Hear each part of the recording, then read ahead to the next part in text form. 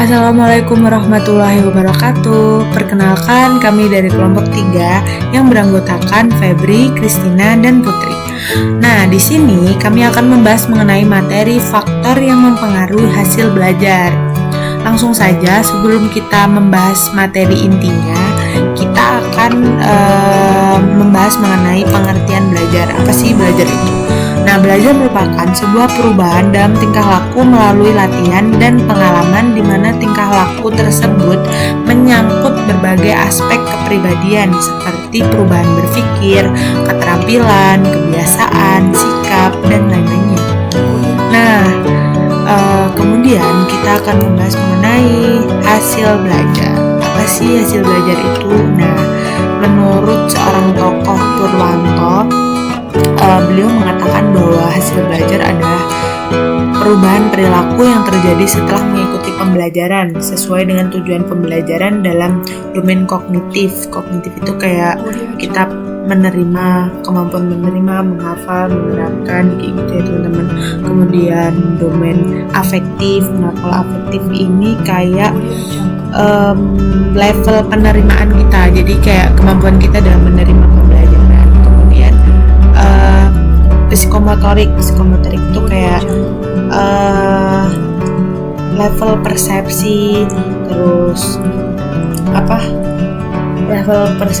terus kesiapan kita dalam belajar kayak gitu. Kita lanjut ya teman-teman, kita langsung ke materi intinya, yaitu faktor-faktor yang mempengaruhi hasil belajar.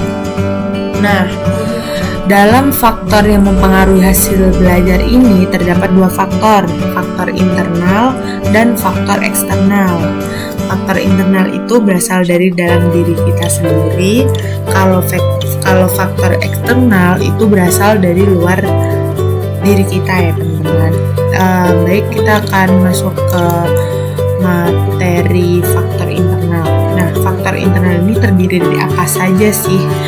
Faktor internal ini ada faktor fisiologis atau jasmani. Nah, di mana faktor fisiologis ini terdapat ada dua, yaitu kondisi jasmani dan panca indera. Nah, maksudnya kondisi jasmani di sini itu kondisi seperti keadaan kesehatan kita. Misalkan kayak gini, kita keadaan kita lagi nggak fit, sakit, terus kita harus masuk sekolah. Pasti dalam kegiatan pembelajaran kita pada hari itu akan terganggu karena kita lagi pusing, terus badan nggak enak kayak gitu. Pasti materi yang kita serap pun juga sedikit. Nah, itu akan mempengaruhi hasil belajar kita kayak gitu. Terus kemudian masuk ke panca indera. Panca indera itu seperti kesehatan indera penglihatan, indera penciuman, indera perasa, dan alat gerak. Ini maksudnya bukan dari lahir atau apa sih namanya, yang ya intinya kita bahasnya yang manusia normal. Kita sebagai manusia normal jika kayak kesehatan indera penglihatan kita yang biasanya kita normal bisa ngelihat lingkungan sekitar, terus tiba-tiba kayak mata kita sakit, atau kenapa biasanya penyakit mata itu kayak belekan kayak gitu, terus nanti kan pasti akan mengganggu penglihatan kita.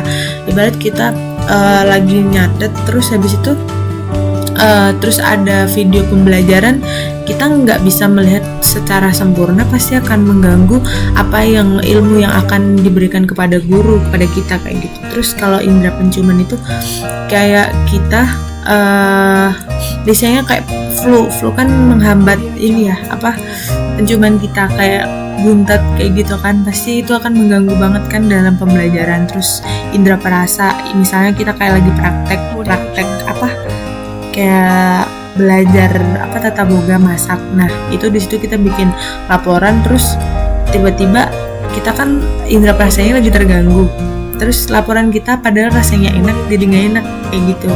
Terus ke alat gerak, misalkan kayak itu ke praktek kayak gitu ya. Terus kondisi fisik kita tuh ada yang tangannya atau kakinya yang lagi kesleo, sedangkan di situ guru ngasih teori, terus nanti kita suruh praktek. Di situ kayak ibarat ilmu yang masuk tuh cuma kayak teorinya, kita nggak bisa merasakan prakteknya bagaimana. Kayak Lanjut ya teman-teman. Selanjutnya yaitu faktor psikologis. Nah, dalam faktor psikologis ini ada 4: kecerdasan atau intelijensi siswa.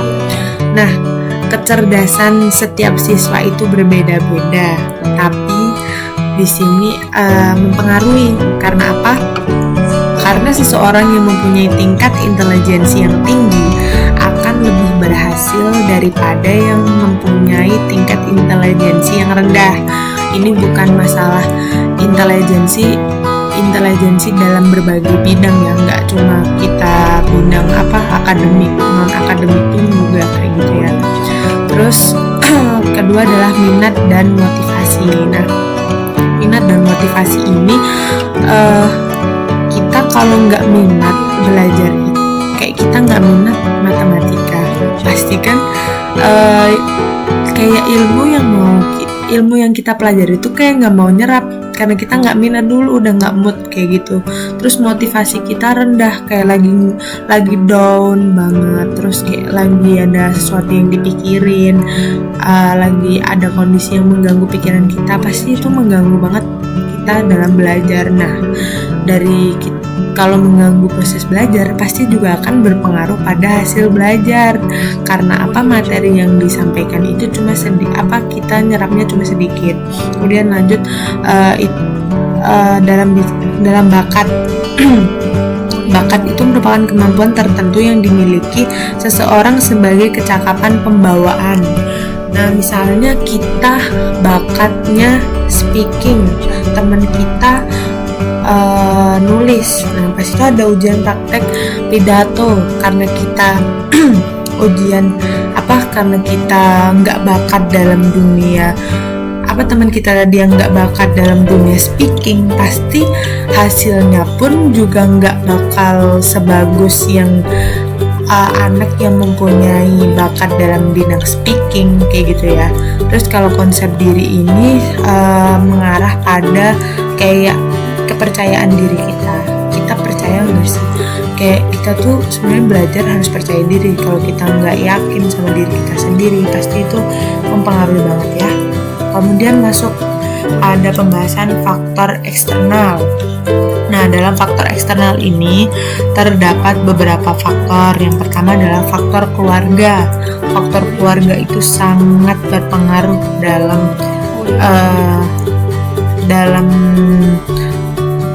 belajar kita, terus hasil belajar kita juga, seperti dari cara orang tua mendidik, kemudian relasi orang tua yang diberikan atau anggota keluarganya, kemudian suasana rumah, keadaan ekonomi keluarga, terus pengertian orang tua dan latar belakang kebudayaannya.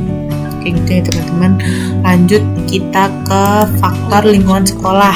Nah, faktor lingkungan sekolah ini ada guru, teman kelas, sama administrasi. Jadi ketiganya ini sangat berpengaruh. Jadi pokoknya intinya saling berhubungan begitu. Kenapa guru, apalagi guru itu yang paling berpengaruh? Karena apa? Ya di situ guru itu berperan sebagai dia itu membimbing, mendidik, mengarahkan, kemudian memberi contoh kayak gitu. Kalau teman kelas itu biasanya suasana ya, tergantung kayak orang-orangnya, kayak yang isinya orang-orang yang suka gaduh sama orang yang pendiam, pasti di situ juga akan mempengaruhi hasil belajar kita pada kelompok belajar. Terus administrasi, kalau administrasi sekolahnya juga nggak berjalan baik, akan menghambat proses belajar mengajar, itu juga mempengaruhi hasil belajar. Kemudian selanjutnya adalah faktor lingkungan masyarakat. Nah, faktor lingkungan masyarakat juga merupakan salah satu faktor yang tidak sedikit pengaruhnya terhadap hasil belajar, karena lingkungan alam sekitar sangat besar pengaruhnya terhadap perkembangan pribadi anak, sebab dalam kehidupan sehari-hari anak akan lebih banyak bergaul dengan lingkungan di mana anak itu berada. Nah, dengan begitu dapat kita katakan bahwa lingkungan masyarakat itu membentuk kepribadian anak, karena dalam pergaulan sehari-hari seorang anak akan selalu menyesuaikan dirinya dengan kebiasaan lingkungannya.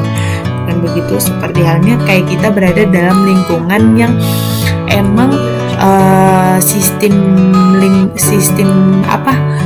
pemerintahnya sudah berjalan dengan baik, kayak ada program wajib belajar jam sekian sampai sekian. Terus satu wilayah sebelah yang emang keadaannya bebas. Nah, pasti hasil belajar kondisi anak-anak yang berada dalam lingkungan yang tadi sistem pemerintahnya teratur sama masih bebas pasti berbeda. Karena apa, yang satunya belajar, yang satunya masih kayak main-main, ngapain kayak gitu. Pasti kan menambah waktu kita belajar. Nah, itu juga menambah relasi kita, pengetahuan kita gitu. Kemudian lanjutnya adalah faktor non sosial. Nah, dalam faktor non sosial ini ada lingkungan alamiah.